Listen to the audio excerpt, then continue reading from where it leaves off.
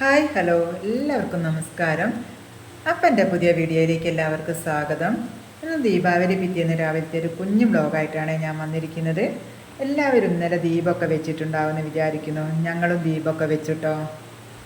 ഇന്ന് സുരേട്ടനും മോക്ക് ചോറ് കൊണ്ടുപോകാനുള്ളത് കൊണ്ട് ഞാൻ നേരത്തെ 5:45 എഴുന്നേറ്റു. അതിനുശേഷം കുളിയും മറ്റു കാര്യങ്ങളൊക്കെ കഴിഞ്ഞ ശേഷം കിച്ചണിലേക്ക് വന്നതാണ്. പിന്നെ അതൊരു ചൂട് ചായയൊക്കെ കുടിച്ച ശേഷം നല്ല മഴ ഉണ്ടായിരുന്നേ. കുളിയും കഴിഞ്ഞ് ചൂട് ചായ കുടിച്ചപ്പോൾ നല്ലൊരു ഉന്മേഷമൊക്കെ കിട്ടിയിട്ടോ. അപ്പോൾ അതാ ഒരടുപ്പത്ത് ചോറിന് വെള്ളം വെച്ച് കൊടുത്തിട്ടുണ്ടായിരുന്നു. അരിയിട്ട് തിളച്ചതിന് ശേഷം അതാ റൈസ് കുക്കറിലേക്ക് ഇറക്കി വെച്ചു. എന്നിട്ട് ഇഡ്ഡലി പാത്രത്തിൽ വെള്ളവും വെച്ച് കൊടുത്തു. ഇന്ന് ബ്രേക്ക്ഫാസ്റ്റിന് ഇഡ്ഡലിയും സാമ്പാറാണ് ഉണ്ടാക്കുന്നത്. മറ്റേ അടുപ്പത്ത് കുടിക്കാനുള്ള വെള്ളവും വെച്ച് കൊടുത്തിട്ടുണ്ട്. പിന്നെ അതാ ഇഡ്ഡലി മാവൊക്കെ നന്നായി പൊന്തി വന്നിട്ടുണ്ട്. ഇത് ഞാൻ മെനിയാന്ന് അരച്ച് വെച്ച മാവാണ്. ഞാൻ 2 ദിവസത്തേക്ക് അരച്ച് വെക്കാറുണ്ട്. ഇന്നലെ ദോശയാണ് ഉണ്ടാക്കിയത്. ഞാൻ മാവ് അരച്ച് വെക്കുമ്പോൾ ഉപ്പിടാറില്ല. ആവശ്യത്തിന് എടുക്കുമ്പോൾ അപ്പം തന്നെ ഉപ്പിടാറാണ് ചെയ്യൽ. അപ്പം ഞാൻ ഇഡ്ഡലി മാവിന് ഉപ്പൊക്കെ ഇട്ട് സെറ്റാക്കി മാറ്റി വെച്ചിട്ടുണ്ട്. പിന്നെ അതാ ഇന്നലെ കഴുകി വെച്ച പാത്രങ്ങളൊക്കെ കബോർഡിലെടുത്ത് വെക്കുകയാണ്. അതിനുശേഷം ഇഡ്ഡലി പാത്രത്തിലെ വെള്ളമൊക്കെ തിളച്ച് വന്നിട്ടുണ്ട്. ഞാൻ ഇഡ്ഡലി തട്ടിൽ മാവ് ഒഴിച്ച് കൊടുക്കുകയാണ്. പിന്നെ ഇന്ന് സാമ്പാറായതുകൊണ്ട് പണിയൊക്കെ എളുപ്പമായതുപോലെയാണ്. ഉച്ചയ്ക്കും രാവിലെയും സാമ്പാർ തന്നെ മതിയല്ലോ. സുരേട്ടന് 2 നേരം സാമ്പാർ കൂട്ടുന്നത് ഇഷ്ടമല്ല. അതുകൊണ്ട് ഞാൻ ഇഡ്ഡലിക്ക് കഴിക്കാൻ തക്കാളി ചട്നിയും കൂടി ഉണ്ടാക്കുന്നുണ്ട്. പിന്നെ ഞാൻ സാമ്പാർ ഉണ്ടാക്കാനാണ് പോയത്. അതിന് വേണ്ടി തേങ്ങ വറുത്തെടുക്കുകയാണ്. ചിലപ്പോൾ ഞാൻ സാമ്പാർ ഉണ്ടാക്കുന്നതിന് തലേന്ന് രാത്രി തേങ്ങ വറുത്ത് വെക്കും കേട്ടോ. അതുപോലെ തന്നെ കഷ്ണങ്ങളൊക്കെ അരിഞ്ഞ് വെക്കും. ഇന്നലെ പിന്നെ ദീപം വെക്കേണ്ട തിരക്കായതുകൊണ്ട് എനിക്ക് സമയം കിട്ടിയില്ല. ഈ ബോക്സിൽ ഞാൻ ചെറിയുള്ളി, വെള്ളുള്ളി, ഇഞ്ചിയൊക്കെ ക്ലീനാക്കി എടുത്ത് വെക്കുന്നതാണ്. അങ്ങനെ ചെയ്താൽ ജോലിഭാരം കുറയുന്നതായിട്ടും തോന്നിയിട്ടുണ്ട്.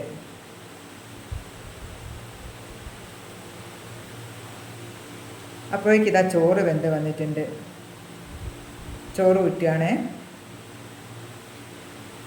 രാവിലെ ചോറ് വെക്കാത്ത ദിവസം ഞാൻ അടുപ്പിലാണ് ചോറ് വെക്കുന്നത്. അല്ലാത്ത ദിവസം ഞാൻ റൈസ് കുക്കറിലാണ് ചോറ് വെക്കുന്നത്. അപ്പോൾ അതാ ഇഡ്ഡലിയും റെഡിയായി. പിന്നെ അതാ ഒരു അടുപ്പത്ത് സാമ്പാറിനുള്ള കഷ്ണങ്ങൾ കുക്കറിൽ വെച്ച് കൊടുത്തിട്ടുണ്ട്. മറ്റേത് ഇതാ തക്കാളി ചട്നി ഉണ്ടാക്കുകയാണ്.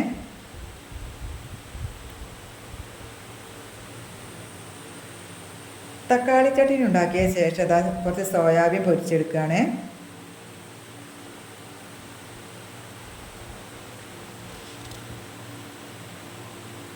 പിന്നെ അതാ സാമ്പാർ റെഡിയായി.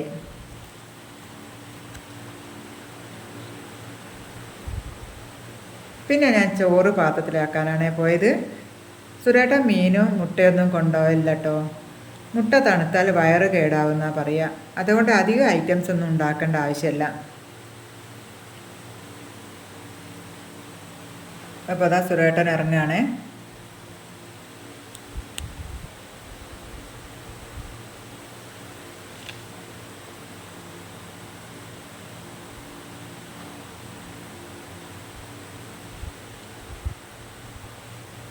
അതിനുശേഷം അതാ ഞാൻ ചായ കുടിക്കുകയാണ്.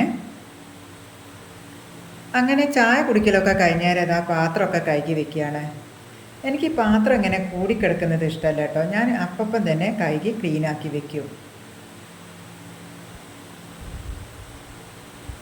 പാത്രമൊക്കെ കഴുകിയതിന് ശേഷം അവിടെയൊക്കെ കഴുകി വൈപ്പർ കൊണ്ട് വൈപ്പ് ചെയ്ത് ക്ലീനാക്കിയിടുന്നുണ്ട്.